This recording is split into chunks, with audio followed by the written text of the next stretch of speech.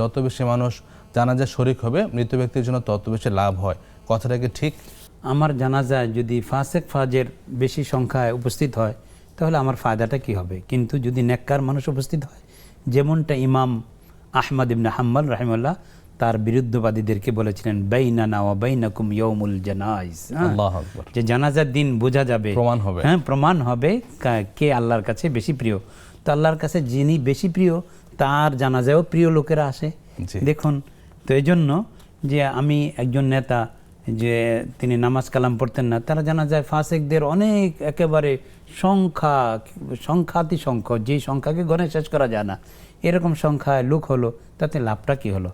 কিন্তু যদি কিছু নেককার মানুষ একত্রিত হয় তাহলে তারা সবাই তার জন্য দোয়া করবে, আল্লাহ তাদের দোয়া কবুল করবেন।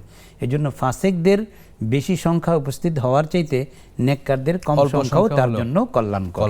জি।